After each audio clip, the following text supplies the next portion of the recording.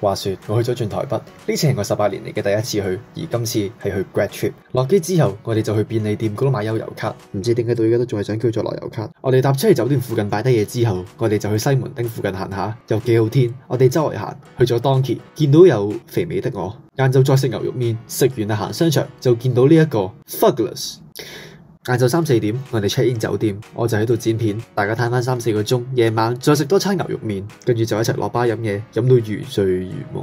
第二朝起身，我哋嘅早餐係 M 記，一嚟我哋酒店近 M 記，二嚟原來台灣啲 M 記啲選擇真係比香港多好多好多，仲有 Feel 咁我仲忍得嘅。食完之後我哋就去九份，星期3嘅中午依舊係好多人，不過難得今日都係咁好天，我哋去完九份就搭火車去10分，順便放翻個天燈。至於個天燈度寫咗啲乜嘢，我哋容後再講啦。之後我哋行，去到瀑布係幾壯觀嘅。夜晚我哋打邊爐，再行多陣夜市就同周公打牌啦。第3日終於落雨啦，我哋食嘅依然都係 M 記。我哋搭貓山纜車去動物園，我哋揀水晶纜車，可以見到腳底，雖則腳底嘅景色係樹。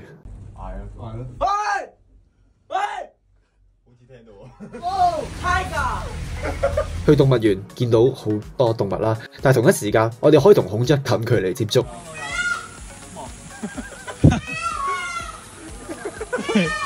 黃昏我哋食燒肉，夜晚玩密室逃脫，之後我哋去機鋪打彈珠。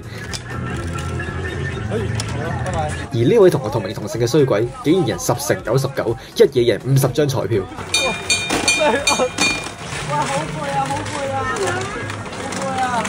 我哋7個人埋數，總共有5000幾張彩票，最終滿載而歸。而我都俾呢位同名同姓嘅靚仔說服，買咗把膠劍。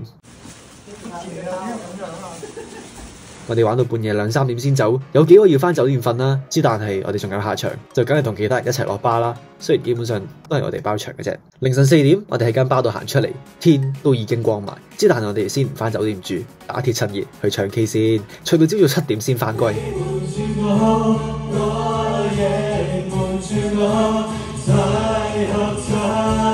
11點出口之後，我哋去食早餐，冇錯，又係 M 記。食完去漁人碼頭，去完漁人碼頭又喺度食翻最後餐燒肉。之後我哋就趕去機場，而我哋係喺原本登機時間1個鐘頭前先至 check 到 in， 真係問水。